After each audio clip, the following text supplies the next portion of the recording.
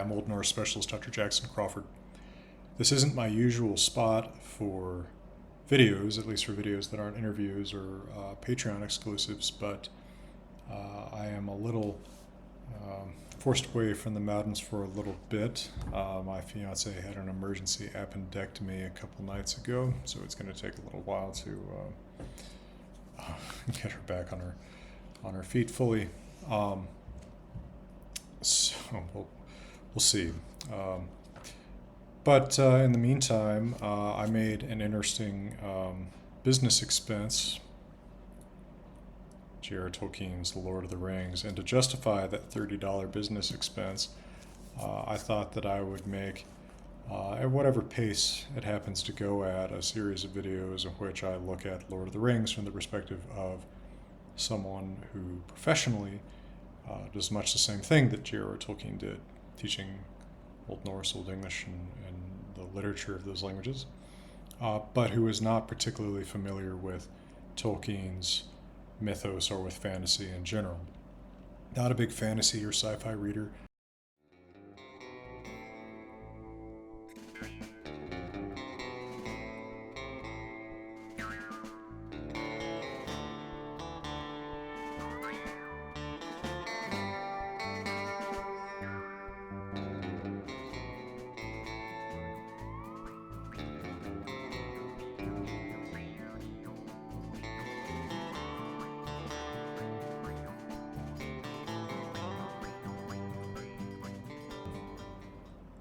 Now, I've read The Lord of the Rings, but it's long enough ago that this still feels like a first reading in a lot of ways. I did read The Lord of the Rings in middle school.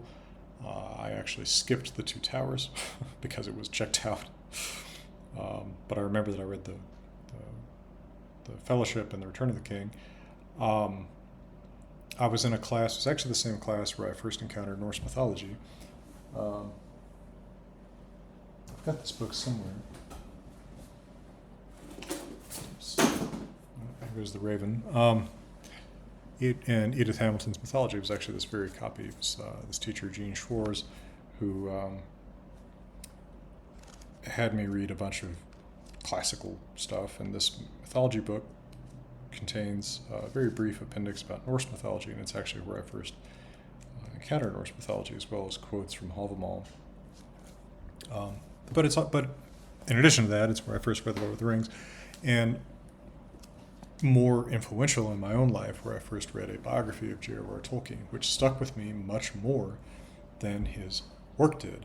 I did not get particularly impressed or what's the word? I don't know, carried away or something by The Lord of the Rings per se. Then I reread it at some point in grad school, and so that would have been 18 years ago, something like that. And I read it again in 2009 because I found Ringbrotten, the Nynorsk translation, and I really enjoyed that, mostly for the varieties of Norwegian that the translator uses there. He uses standard Nynorsk for the narration, and then gives people from different parts of Middle-earth different Norwegian dialects. The hobbits are from Hallingdal, actually an area important to my own studies in life. And then like really long-lived beings like the elves speak in particularly archaic Nynorsk. So, it's an interesting linguistic exercise, and that's mostly what I read it for. But now I have read the prologue and the first two chapters of The Fellowship of the Ring, so I thought I would share with you my remarks upon doing so. And I suppose this will be, in some ways, as much a literary criticism, if I'm entitled to give that, as commentary on anything that might have to do with Old Norse, just because, it's a lot to read. By the way, speaking of my connections with The Lord of the Rings and J.R.R. Tolkien, if you haven't ever seen my interview with Tom Shippey, if you were interested in Tolkieniana and Tolkien studies, that was a really interesting interview that I had the privilege to do in, I want to say, mid-2023. So I'll put an image of that on the screen so you can find it. All right, so in reading Tolkien's own foreword to the second edition, I see him say, quote, "I find from the letters that I have received that the passages or chapters that are to some a blemish are all by others specially approved." And I only can think to myself, well, that's exactly like YouTube videos, right? The exact videos that some people just love to death or despised by others. So it's just funny to see something so sympathetic from a very different, later decades pursuit. There's a very interesting section in his foreword to the second edition where he discusses the fact that this book is not meant to be an allegory for World War II, during which the book was largely written. And I was much in agreement with what he said about allegory here.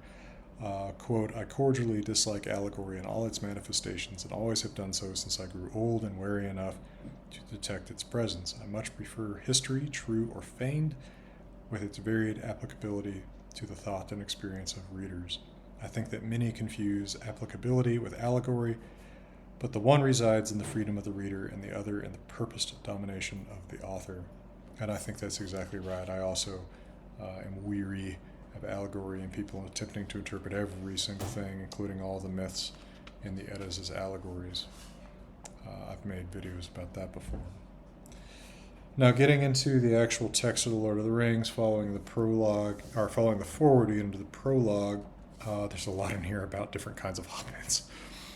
I don't remember any of this having any particular plot significance, but I think that it's part of what enchants people about this because there's so much unnecessary detail. And I think this is really part of the art of J.R.R. Tolkien and part of the art of real myth, is that it's not all, it's purposefully meandering, and it suggests so much more lore and so much more of a world behind itself, right? This is really hard to do right because I think most of us, if we were just trying to, throw details at the wall, would bore people. Somehow Tolkien does it in a way that's, legitimately kind of charming. Of course, one of the big Old English or Old Norse notes that I could make here is that the hobbits have, quote, anything that hobbits had no immediate use for but were unwilling to throw away they called a matham, off quote.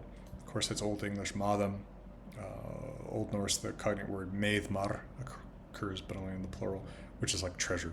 So, a neat little occurrence of a word familiar from something like Beowulf. There's also a note on the hobbits and their obsession with genealogies. Quote, "They drew long and elaborate family trees with innumerable branches. In dealing with hobbits, it is important to remember who is related to whom and in what degree."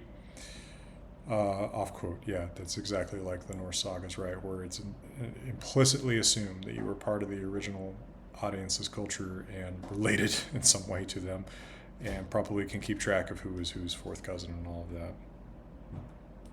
He even notes, quote, "All but hobbits would find them," genealogical trees, "exceedingly dull," off quote. Yeah, and I think that's kind of a joke on us as readers of sagas and literature like that. I did not have a ton more notes on the prologue, so if I haven't done that already, let me give you a quick word from my friends and partners at Grimfrost.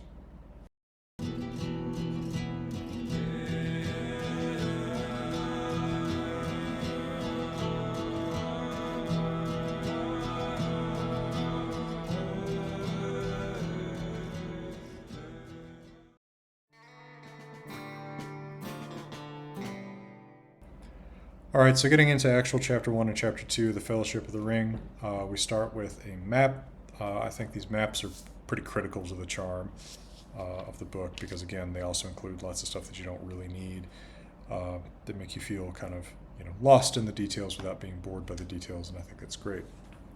A lot of fantasy books apparently need maps that are more like this.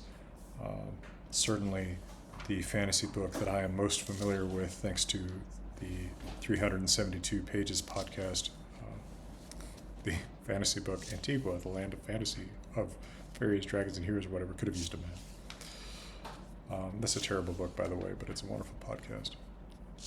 So the first chapter, I didn't have a whole lot to say about this, right? Bilbo's party. I mean, I felt like I was reading a kid's book here, which immediately I didn't upon getting to chapter 2.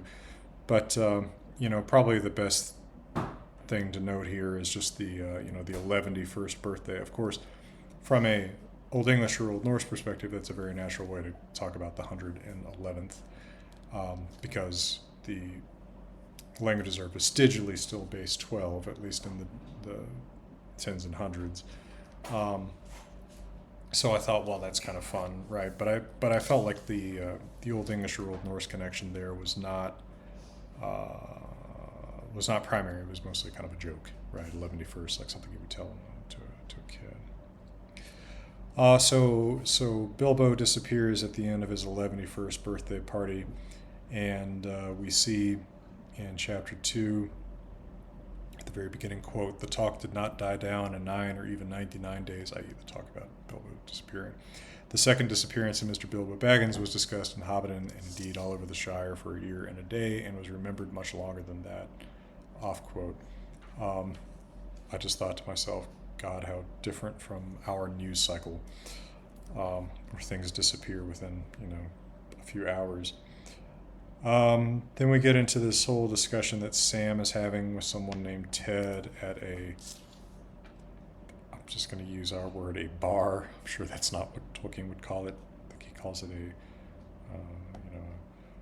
a house of some kind, right?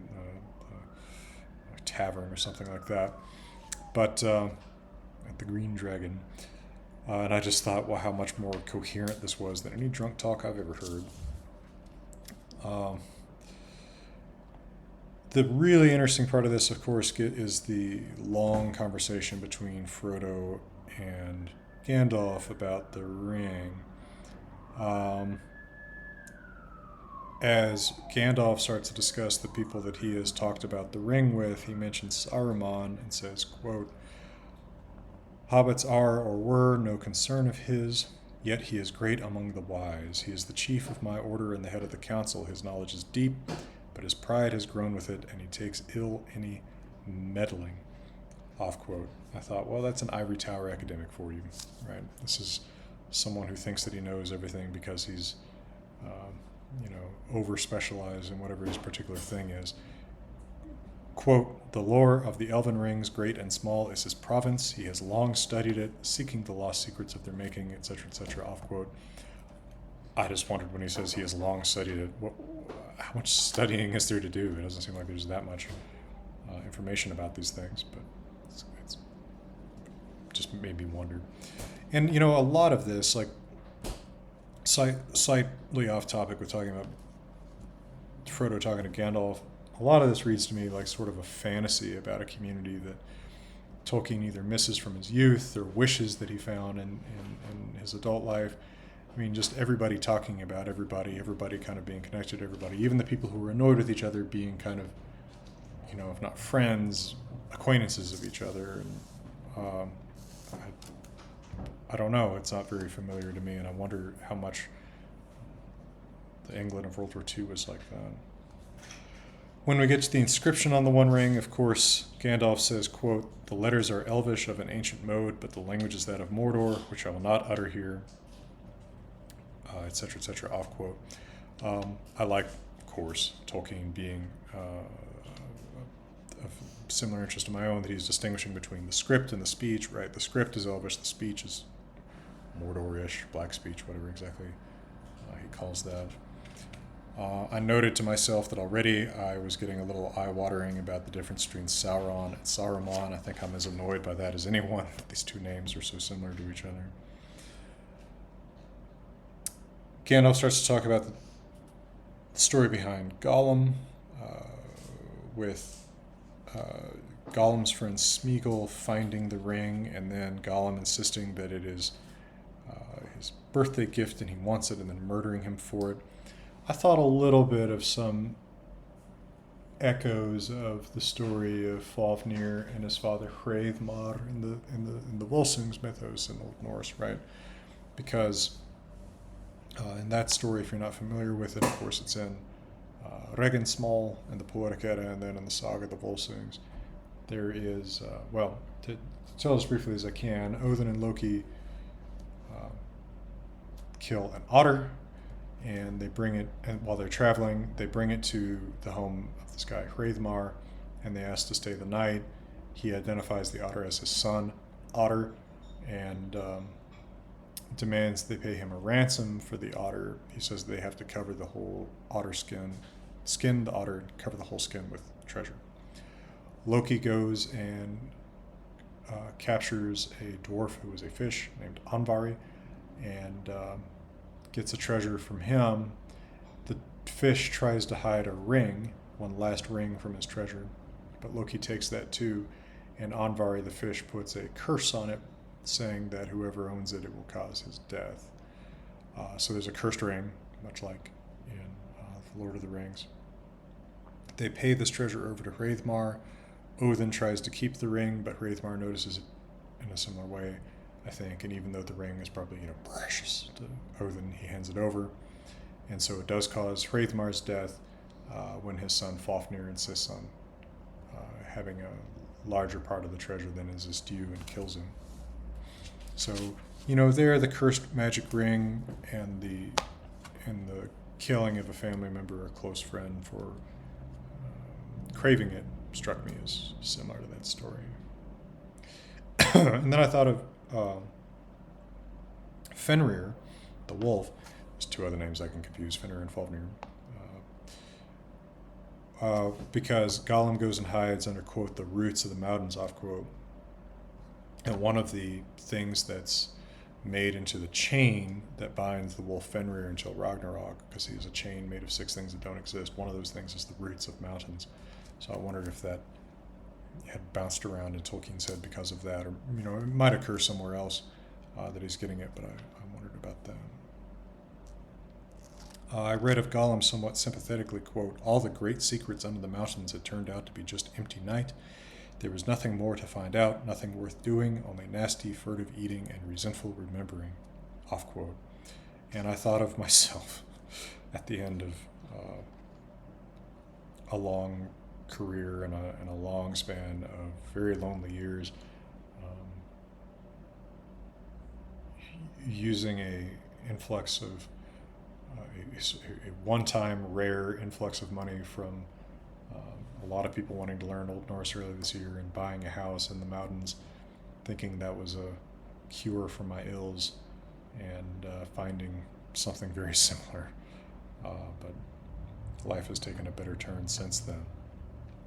Another thing that I read very sympathetically about Gollum was, quote, he hated it and loved it, the ring, as he hated and loved himself. He could not get rid of it. He had no will left in the matter, off quote. And of course, who has dealt with alcoholism or addiction can't sympathize with that. I think, I don't know what J.R.R. Tolkien's personal experience with addiction or people who might have dealt with it might have been, but Gollum reads to me as a ring addict, right? He knows that the ring isn't a solution to his problem, maybe, but he can't let go of it. I was shocked to read these rumors about Gollum eating babies. That certainly removed some of the sympatheticness of the character. But, of course, we get Gandalf's classic quote, many that live deserve death, and some that die deserve life. Can you give it to them? Then do not be too eager to deal out death and judgment, for even the very wise cannot see all ends, off quote. Almost Havamal-ish in its tone. I mean, of course, there's the stanza in Havamal where Odin says that no man is so good that he has no flaw, nor so bad that he avails for nothing. I'm trying to remember the Old Norse right now to that. At galli ne fylki, that no flaw follows is part of that. Stanza 130 something. Kind of echoes of that. A little perhaps more Christian in sentiment, but classic quotation which the movies, as I recall, move to the end of the Fellowship of the Ring and the Mines.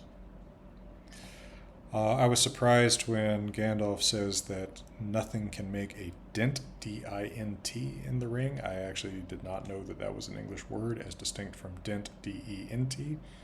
Of course, I have the pen merger and don't make and barely hear the difference between those words from people that say them differently, but that's a new vocabulary word for me from Tolkien, and it's 4 letters long, so that's a surprise. And then toward the end, I've got a couple comments here, like, Frodo saying, quote, "I feel that as long as the Shire lies behind, safe and comfortable, I shall find wandering more bearable. I shall know that somewhere there is a firm foothold, even if my feet cannot stand there again," off quote. And I feel that my current home and community, I have a similar feeling toward, and family, and especially in the form of my fiance. I understand this feeling toward a place and a community and a family, and I find that makes Frodo a very sympathetic character in talking about the Shire and wanting adventure, but also being very rooted in a place and people. I felt bad for Sam being pulled up by his ear. I don't remember the movies having that exact detail. And I think the last thing I wondered about is when Sam says "Lor bless you," Lor, and "Lor bless me." I mean, yeah, sure. I think that's supposed to be just his kind of, country English, British English country speech. But who's the Lord that's being referred to here, right? What's the theology of Lord of the Rings? Tolkien, as I recall, called it a Christian book, and I think there's certainly Christian sentiments in it. But is it like literally a Christian book? I mean, right? Are the hobbits aware of the New Testament? You would think so if they're saying like "Lord bless me," but or is Lor Lor somebody different? I don't know. I don't remember that character in the Silmarillion.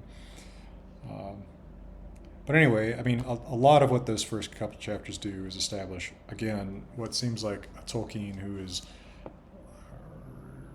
either nostalgically remembering or seeking a sense of community that he's trying to build up in Hobbiton. And of course, toward the end of chapter 2, we are seeing Frodo confronted with the necessity of having to leave that place. And I think that it's striking just how much, from the beginning of chapter 1 to the end of chapter 2, how much it seems to move from a children's book to a book that has a little bit more appeal and more emotional resonance with adults, including adults like Tolkien himself, who have lost a lot and had real struggles in life. Well, thanks for watching. Hope that did something for you. And if you enjoy my videos about Norse language, myth, runes, etc., made